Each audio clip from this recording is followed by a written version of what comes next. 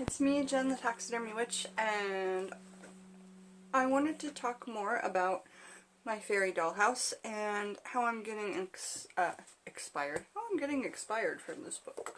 How I'm getting inspired from this little book here. I lost my page, didn't I? Well, so we talked about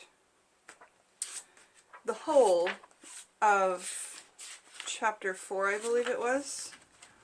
On offerings, what to offer, what not to offer, suggested activities, things like that. And now we're on to chapter 5, magic. And so what I'm trying to do, if you haven't watched any of my videos before, I have an outdoor fairy shrine in my garden. And you can check that out on one of my other videos. And now I'm making an indoor shrine because the weather's gone cold and I get out to the garden less. I will still be making my fairy offerings on full and new moons outside, but I will be lighting a candle every day for them inside, okay? And be doing weekly offerings inside as well. So, chapter 5, talking about magic. It says in this book, because they spell magic with a K, the K is used here simply to distinguish between true magic and stage magic. Cool. So the 7 directions and sacred space. I wanted to talk about probably that in this video, and we may get on to creating a sacred space and purifying it. I think that's probably what we'll have time for. And then in an upcoming video, we're going to talk about tools. We're going to talk about the types of wood that you can use to make special wands out of, things like that. So the 7 directions and sacred space.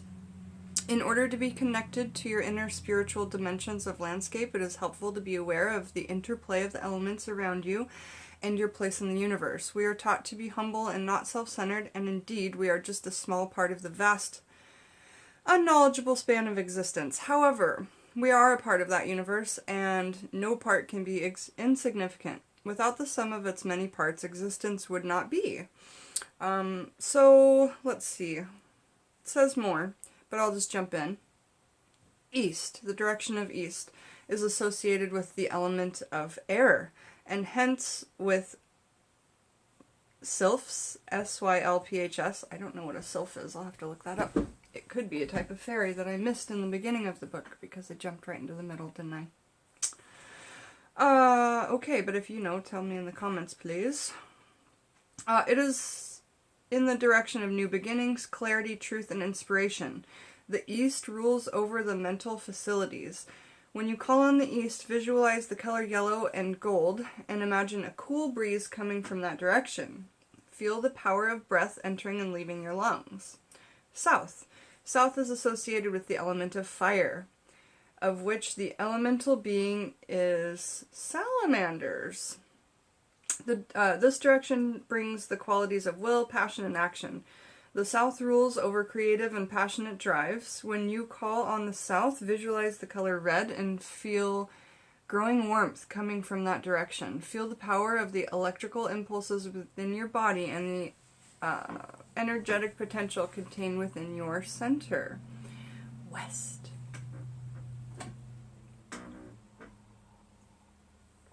Associated with the element of water, and the elemental being called undines. The qualities brought by water include wisdom, understanding, intuition, and healing. Water rules over the emotions and instincts. When you call on the west, visualize the color blue and the sound of running water or waves coming from that direction. Feel the flow of the water within your body and how your emotions are affected by your surroundings. North. North is associated with the element of earth and the qualities of endurance, stability, patience, and nature. The elements connected with this direction are gnomes. I love gnomes, and I don't have any. My grandmother, who I visited recently, she had a gnome sitting on her grave, and I was so happy about that, like, because she was really into gardening and stuff, and for my offering, I don't know if I told you, I left rose hips, which are rose seeds. And then after the offering, I learned that roses grow best with corpses. It was just so like strange and weird and connective that I learned that a couple days after I made the offering on intuition. Anyway, gnomes. Yeah, she had a gnome on her grave. I'm like, why did I start talking about that? Okay. Earth rules over the physical body, your flesh and bones. Again, weird that I talked about that. When calling on the north, visualize the color green. See and feel the presence of a mighty forest, and feel the stability of the earth beneath your feet. Above is the celestial realm, source of divine wisdom and the angelic and planetary powers. Above is the realm of our spiritual destiny and aspiration. When calling on the above, see a clear night sky and hear the song of the stars. Below is the realm of the ancestors, who have walked these paths before us. It is also the land of the shining guardians of inner primal earth and Sidhe. I don't know how to pronounce that. The Sidhe? When calling on the below, remember that every step we take is on the shoulders of the ancestors, and the land is made from their bones and blood. That's really important to remember, you guys. See a primal, vibrant landscape untouched by time and progress, and hear the deep, slow heartbeat of the land. Within is at the same time the divine celestial spark within ourselves, and the spindle of the center of all existence. When calling on the within, contemplate the vastness of the void and the huge potential of the divine itself. Picture yourself as a star amongst a web of stars, and see the connecting energy between them all, with yourself at the very center. I actually love that. Okay, so those were the 7 directions in sacred space. East, south, west, north, above, below, and within. In this book, they've got some really beautiful pictures, you guys. I know that means less words, but it is a big book. Just some gorgeousness. I adore the pictures. And now we're talking about creating your sacred space. I've obviously created a really massive sacred space. You guys don't have to do that, but I want to honor them in like a total Jennifer way, which is totally quirky, and I love that about myself, and I hope that you do too. Also, my friend, Brenda, I believe, was saying that she has this doll house that she got a long time ago that she never even opened and set up. Brenda, set up your doll house and make a Fae offering space, or any kind of altar with it. I think that would be really special. Okay, so creating a sacred space. There are many reasons why one would wish to create a temporary sacred space. Oh, did I already say that? I did.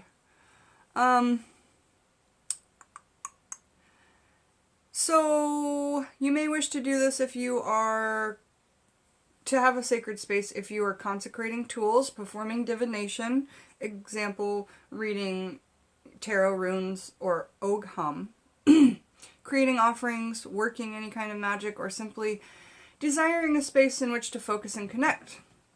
If conducting any kind of formal magic work outside in nature, for example, group, ritual, or work or spell work, your solo meditations and connection exercises will be fine.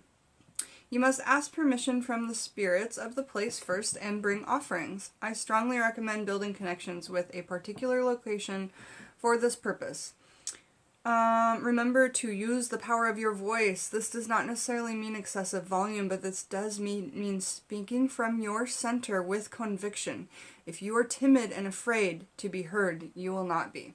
So, the Fae want you to be strong-willed. They want you to know what you're saying. They want you to be sure of it. And that goes back around to if you make a promise to them, they want to know that if they show up next week at this time, that there will be an offering and a place for them to stay. That's how I truly feel about it, and it's showed up in my dreams. I'm starting a dream journal, and you'll realize why when you get through this book with me a little bit more. So how do we purify the space? Let's find out. If performing any kind of magical or meditation work within your home, be sure that the space is not physically not only physically clean and tidy, but also energetically clean. A simple method of doing so is to use incense, frankincense will do, or a smudge mix such as lavender, sweetgrass, and sage. If you are able to grow these herbs yourself at home, then that is even better. However, it doesn't say this right in this part, but you have to know this. If you do anything for the Fae, like make a magical ink to write with, or make an incense, or do a smudge, make a smudge, when you make that smudge and wrap it up, when you grow those herbs, you have to grow them specifically for the Fae. That's what I've read in more than 2 places, so I'm sticking to it. It sounds like a tradition to me, and I'm not really willing to break a tradition with the Fae. So, this spring I will be planting a fairy herb garden, where those herbs are just for their offerings, for their incense, and I'm really excited to be doing that with you guys. I can actually do one inside right now. We have grow lights for our microgreens. So I might be doing that sooner than spring, which will be great. Okay, so you want to cleanse using either frankincense, incense, or a smudge that you've made especially for the Fae out of herbs of lavender, sweetgrass, and sage.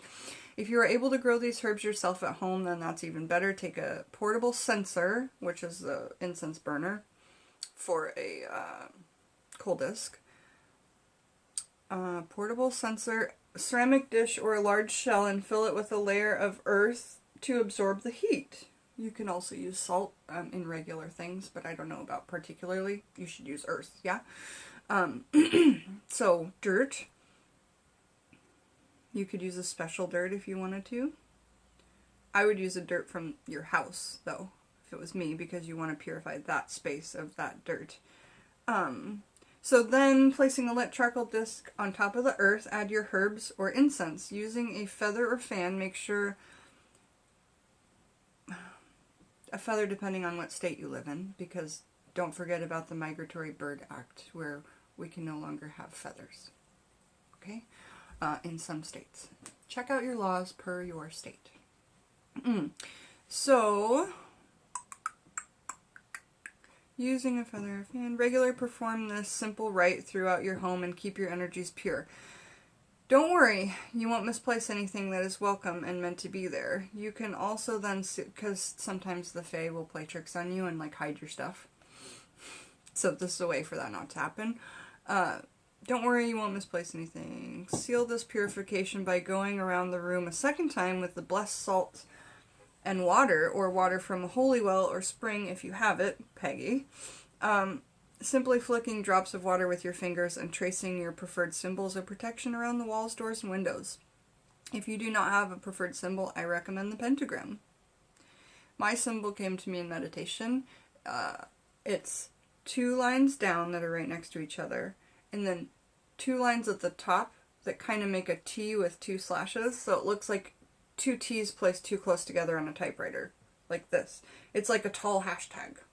And that symbol kept popping up to me in meditation, and so that's now what I use on all my vigil candles. I put it in the air, I put it everywhere. I put that symbol everywhere because it's me. It's how I resonate with this universe. Okay, so then the book gives you like some different things you can do, calling in all the directions, casting a circle, talks about tools and wands and staffs. We're at 13 minutes. So, I will come back and make a video on all the different woods and how you can use them for wands and staffs, and, my own opinions on wands and staffs, because I learned some things today from a Romani about staffs, and it was just like, made me want to cry. So, alright, thanks for coming back here with me, Jen the Taxidermy Witch, while we talked about my little fairy dollhouse. Have a beautiful day, you guys, and I will see you soon.